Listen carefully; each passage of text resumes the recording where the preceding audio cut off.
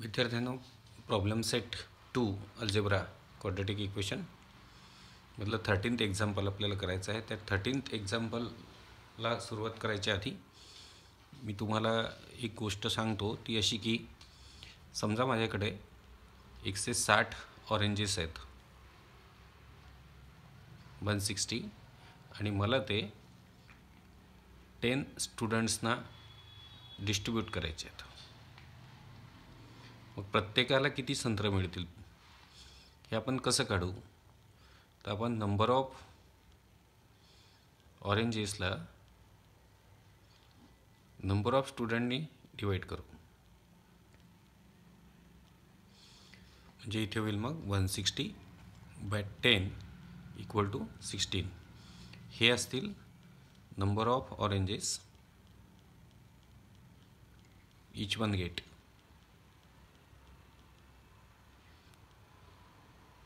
Number of oranges each one gets. The number of oranges ला आपण number of स्टुडंट्सनी divide केला तर इथे 160 ऑरेंजेस जर मला 10 स्टुडंट्सना वाटायचे असतील तर 160 भागीला नंबर ऑफ स्टुडंट्स तुमच्याकडे 10 आहेत तर प्रत्येकाला 16 ऑरेंजेस भेटतील. समजा आता हेच 160 ऑरेंजेस मला 16 स्टुडंट्सना वाढवायचे असतील. नंबर ऑफ स्टुडंट्स वाढले, आता आधी 10 होते, आता मी 16 केले. आता प्रत्येक स्टुडंटला किती ऑरेंजेस मिळतील? नंबर ऑफ ऑरेंजेस ईच, ही कंडिशन बदलली. आता स्टुडंटची संख्या मी वाढवली तर number of oranges each student gets. तर इथे होईल आता number of oranges upon number of students 160 divided by 16 equal to 6. आता प्रत्येकाला 6 ऑरेंजेस भेटतील. कसं आहे, जितके ऑरेंजेस माझ्याजवळ असतील त्याला जर नंबर ऑफ स्टुडंट्सनी डिवाइड केलं तर प्रत्येकाला मिळणाऱ्या ऑरेंजेसची संख्या आपल्याला मिळेल. माझ्याकडे 100 ऑरेंजेस आहेत, मला 5 जणांना वाटायचे आहेत, इक्वली डिस्ट्रीब्यूट करायचे आहे. तर मग 100 ऑरेंजेस आहेत. नंबर ऑफ ऑरेंजेसला आपल्याला नंबर ऑफ स्टुडंट्सनी म्हणजे 5नी डिवाइड करावं लागेल. 100/5 म्हणजे प्रत्येकाला 20 एवढे ऑरेंजेस मिळतील. हेच जर मला 10 मुलांना वाटायचे असतील, मुलांची संख्या मी वाढवली, तर मग प्रत्येकाला किती मिळतील? तर total oranges 100 divided by number of students 10 म्हणजे 10 म्हणजे स्टुडंट्सची संख्या 5ची 10 केली तर प्रत्येकाला मिळणाऱ्या ऑरेंजेसची संख्या ही कमी होईल. हेच जर मला 20 मुलांना वाटायचे असतील इक्वली तर 100 डिवायडेड बाय 20 म्हणजे प्रत्येकाच्या वाट्याला 5 ऑरेंजेस येतील. म्हणजे जेवढे तुम्ही मुलांची संख्या वाढवाल तेवढा प्रत्येकाचा हिस्सा जो आहे तो कमी कमी होत जाईल. तर आपल्या या प्रॉब्लेममध्ये अशाच टाईपचा तर्क आपल्याला वापरायचा आहे. आपला हा प्रॉब्लेम सांगतो प्रॉब्लेम सेट 2 मधला 13th वा की Ranjana wants to distribute 540 oranges among some students. म्हणजे रंजना नावाची जी मुलगी आहे हिला 540 ऑरेंजेस काही मुलांना वाटायचे आहेत. तर काही मुलांना म्हणजे त्यांची संख्या आपल्याला दिलेली नाही. कंडिशन सांगते इफ 30 स्टुडंट्स वेअर मोर, जर 30 स्टुडंट्स मोर असतील तर ईच वूड गेट 3 ऑरेंजेस लेस. जर 30 स्टुडंट्स वाढवले तर प्रत्येकाला मिळणाऱ्या ऑरेंजेसची संख्या 3नी कमी होईल. फाइंड द नंबर ऑफ स्टुडंट्सची ओरिजिनल संख्या किती ते तुम्हाला काढायचं आहे. तर आपण याचं सोल्युशन घेऊ. लेट देर आर x स्टुडंट्स. समजा स्टुडंट्सची संख्या आहे x. मग देअरफॉर नंबर ऑफ ऑरेंजेस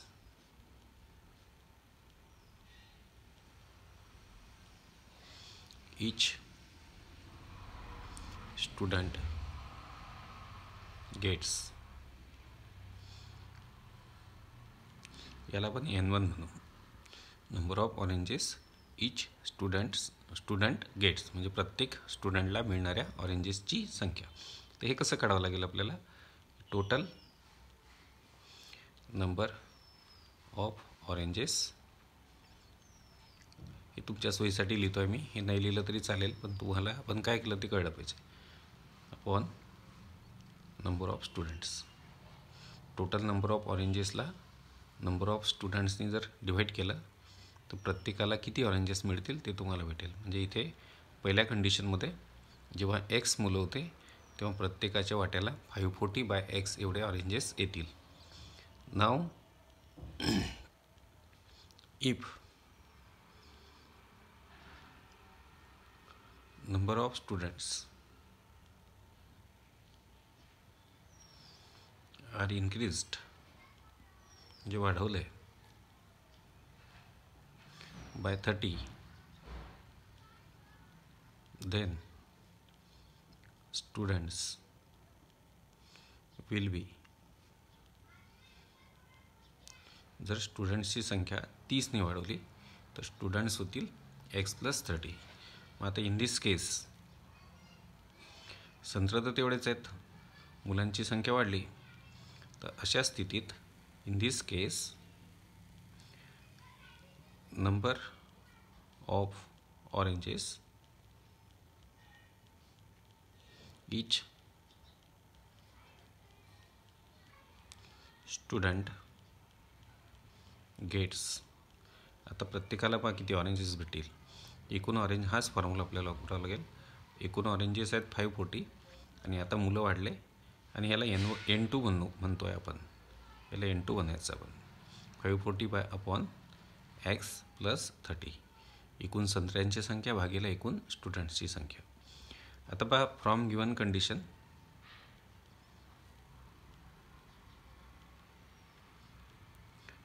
अशी सांगते की मुलांची संख्या जेव्हा वाढली तेव्हा प्रत्येक मुलाला मिळणाऱ्या ऑरेंजेसची संख्या 3ने कमी झाली.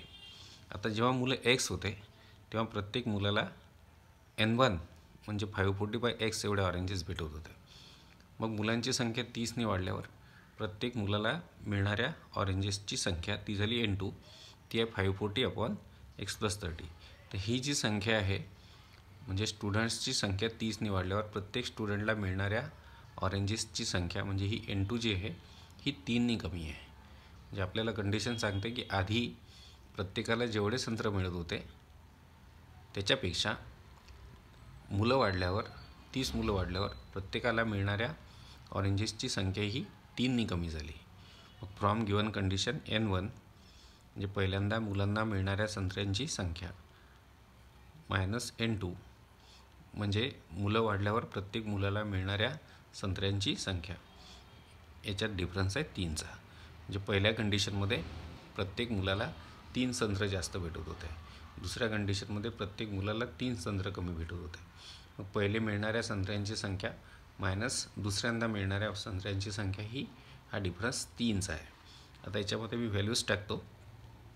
N1 आहे 540/x मायनस N2 म्हणजे दुसऱ्या कंडिशनमध्ये मिळणाऱ्या संत्र्यांची संख्या 540/x+30 = 3.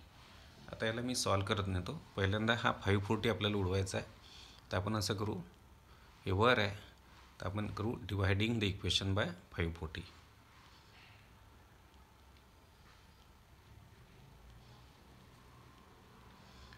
डिवायडिंग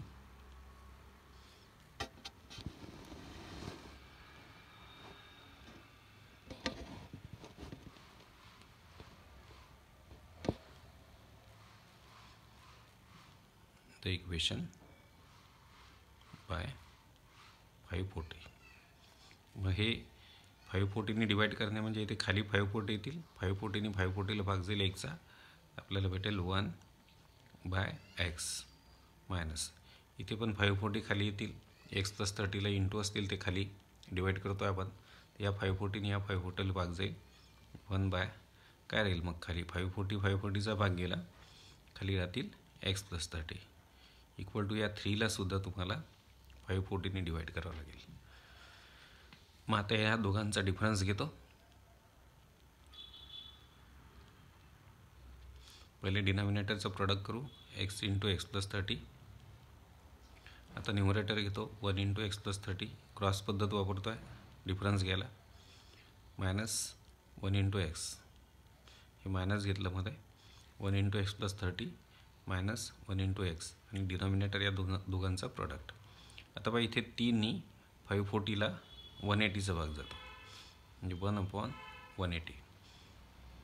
18 × 54, 3नी 54ला 18चा भाग जातो म्हणजे 3नी 540ला 180चा भाग जातो.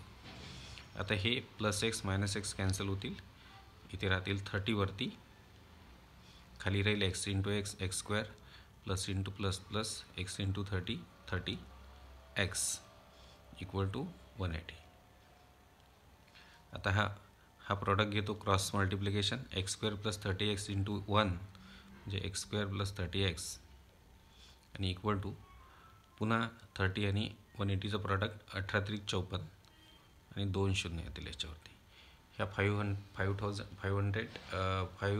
5400ला मी आता इकडे घेतो म्हणजे x² + 30x - 5400 = 0.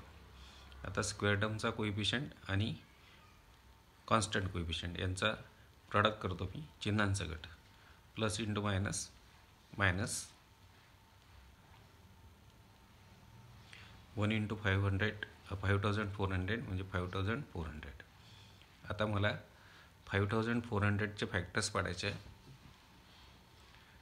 5000 या दोघांचा प्रॉडक्ट घेतला, प्लस इंटू मायनस मायनस 1 × 5400 5400. 5400चे फॅक्टर पडायचे आहे ज्यांचा डिफरन्स आला पाहिजे 30.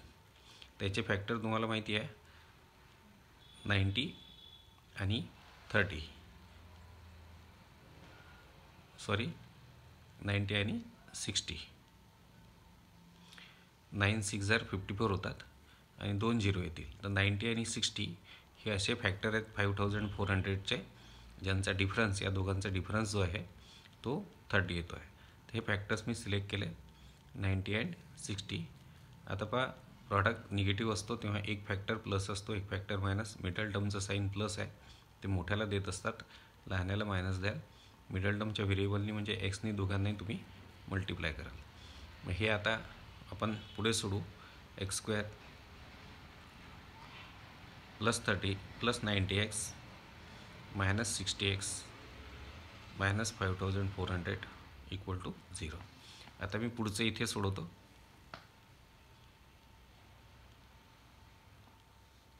तर या दोघांमधून आणि या दोघांमधून कॉमन काढावं लागेल. x² + 90x मधून x कॉमन काढतो आपण, x + 90. आणि तुम्हाला सांगितलं गेलं आहे जेव्हा स्क्वेअर टर्मचा कोइफिशियंट 1 असेल तेव्हा हा नंबर जसाच्या तसा कॉमन निघतो आणि इथे आलेला ब्रॅकेटच पुढे येतो. तर इथे -60 कॉमन निघतील, ब्रॅकेटमध्ये येईल x + 90 = 0. आता याच्यात x + 90 कॉमन आहे, इंटू x - 60 = 0.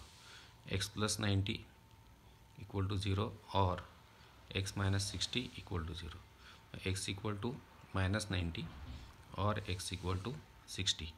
आता हे x आहे आपले नंबर ऑफ स्टुडंट्स. तर ते नंबर ऑफ स्टुडंट्स म्हणजे स्टुडंट्सची संख्या निगेटिव्ह असू शकत नाही, but number of students cannot be -v म्हणजे निगेटिव्ह. पण स्टुडंट्सची संख्या ही निगेटिव्ह असू शकत नाही. Therefore x = -90 is not acceptable.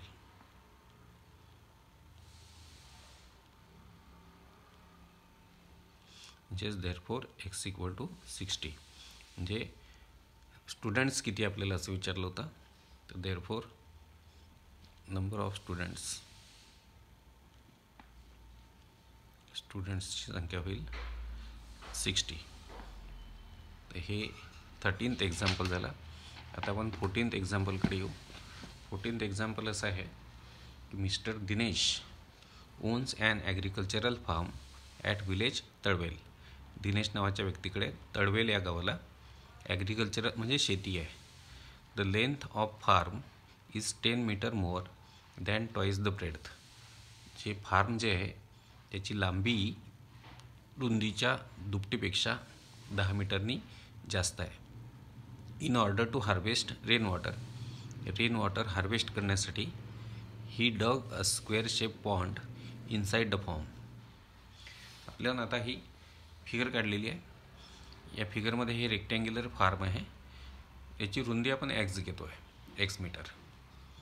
आता रुंदी एक्स मीटर आहे, तर आपला प्रॉब्लेम काय सांगतो, लेंथ किती आहे. लेंथ आहे फार्मची रुंदीच्या म्हणजे एक्सच्या दुपटीपेक्षा, म्हणजे रुंदीच्या टॉईसपेक्षा 10 जास्त. तर मग जर तुम्ही ब्रेडथ एक्स मीटर घेतली तर लांबी होईल ब्रेडची दुप्पट म्हणजे 2x आणि प्लस 10 म्हणजे 10 जास्त आहे रुंदीच्या दुपटीपेक्षा. रुंदी जर एक्स मीटर घेतली तर लांबी होईल मग रुंदीची दुप्पट 2x आणि त्याच्यापेक्षा 10 जास्त म्हणजे 2x प्लस 10 एवढे मीटर.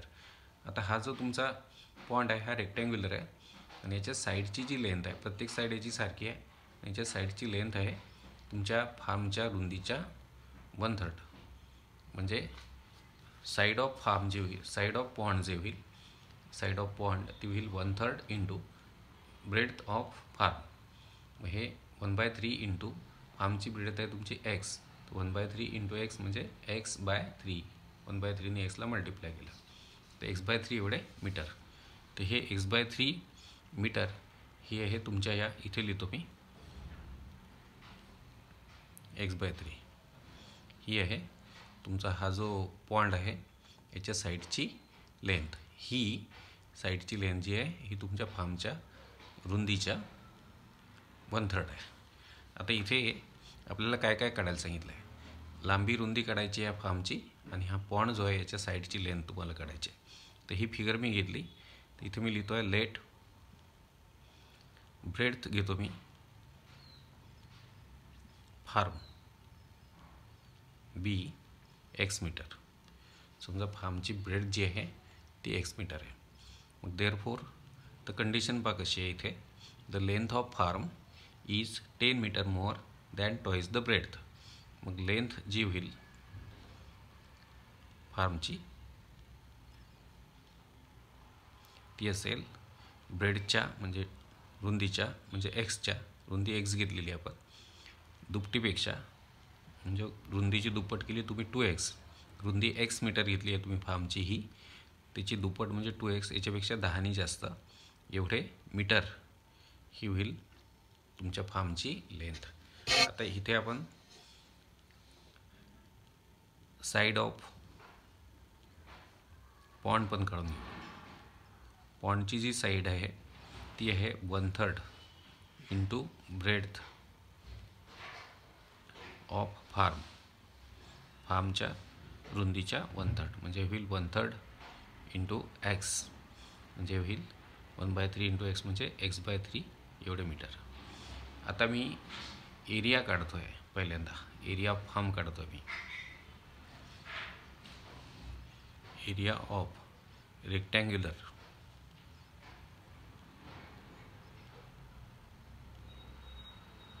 या रेक्टँग्युलर फॉर्मच्या एरियाला मी A1 म्हणतो आहे. तर रेक्टँगलचा एरिया असतो लेंथ इंटू ब्रेडथ. तिथे लेंथ आहे फार्मची 2x प्लस 10 इंटू ब्रेडथ आहे x. आता एक्सने मल्टिप्लाय करतो, x इंटू 2x म्हणजे 2x square plus x into 10 म्हणजे 10x एवढे स्क्वेअर मीटर. हा झाला रेक्टँग्युलर फार्मचा एरिया. आता काढतो एरिया ऑफ स्क्वेअर पॉन्ड, हा A2 घेतो आहे मी. तर स्क्वेअरचा एरिया काढायचा फॉर्म्युला असतो साईडचा स्क्वेअर. तर साईड ऑफ पॉन्डचा होल स्क्वेअर होईल. पॉन्डची साईड आहे तुमची x/3 मीटर, तर x/3चा होल स्क्वेअर, एक्सचा स्क्वेअर एक्स स्क्वेअर प्लस 3चा स्क्वेअर 9 एवढे स्क्वेअर मीटर. हा झाला तुमच्या पॉन्डचा एरिया. आता कंडिशन सांगते की द एरिया ऑफ फार्म म्हणजे फार्मचा एरिया हा इज म्हणजे आहे 20 times the area of pond from given condition.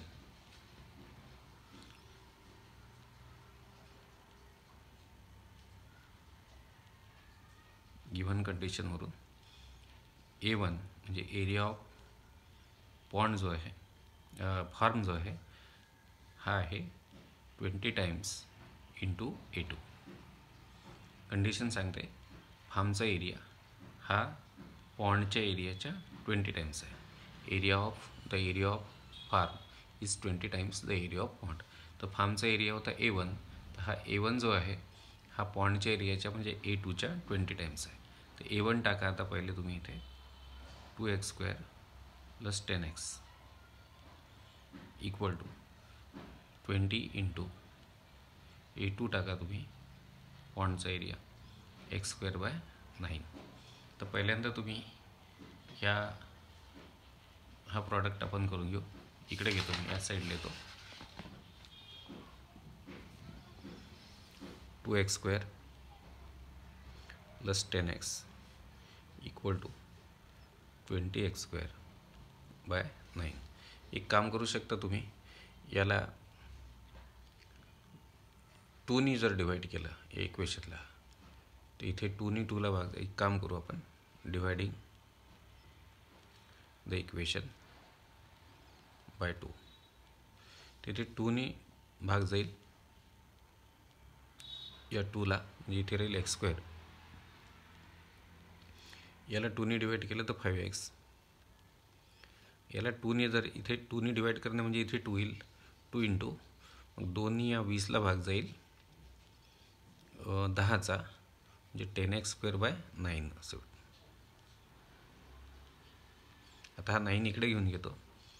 9 have divided into येईल इकडे x² + 5x equal to 10x². सोडवत नाही आपण आता याला. 9x² + 9 into 5 45x equal to 10x². तर 10x² ला इकडे घेतो. 9x² - 10x² + 45x equal to 0. 9x² - 10x² म्हणजे -x² + 45x equal to 0. Square term negative ठेवू नका, म्हणजे याला निगेटिव्ह मायनसनी मल्टिप्लाय करून टाका या इक्वेशनला, जे होईल मग x² - 45x equal to 0. मायनसनी multiply करते म्हणजे टर्मचे चिन्ह बदलतील. ही मायनसची प्लस होऊन जाईल, ही प्लसची मायनस, आणि 0 इंटू मायनस म्हणजे 0च होईल. आता या दोघांमधून स्क्वेअर टर्म आणि मिडल टर्म असं हे क्वाड्रॅटिक इक्वेशन मिळालं. याला सॉल्व करू आपण आता. त्याच्यात x² - 45x मधून x कॉमन निघतो, ब्रॅकेटमध्ये येईल x - 45 इक्वल टू 0. आता एक्सचा आणि x - 45 या दोघांचा प्रॉडक्ट 0 आहे. देअरफॉर x इक्वल टू 0 होतील एकतर, और x - 45 इक्वल टू 0 होतील. मग आता that is x equal to 0 or x equal to -45 होतील इथे +45. आता पहा, ही x जी आहे ही आपल्या फार्मची ब्रेडथ आहे. ही एक्ससाठी 2 व्हॅल्यू झाल्या आहे, x0 और x इक्वल टू 45. तर तुम्हाला माहीत आहे फार्मची लेंथ, फार्मची ब्रेडथ जी आहे, रुंदी, ती निगेटिव्ह असणं ती 0 असणं पॉसिबल नाही. बट ब्रेडथ एक्स जी होती ती ब्रेडथ होती तुमच्या फार्मची. बट ब्रेडथ ऑफ फार्म, रुंदी जी आहे ती काहीतरी असेल ना, ती 0 असणार नाही. Cannot be negative. ब्रेडथ फार्मची निगेटिव्ह असू शकत नाही. सॉरी, चुकतं आहे माझं, निगेटिव्ह नाही, इथे 0 आहे. तर ब्रेडथ जी असते, रुंदी जी असते, ती 0 असणं, लांबी रुंदी 0 असणं पॉसिबल नाही आहे. रुंदी काहीतरी असेलच, 0 नक्कीच असणार नाही.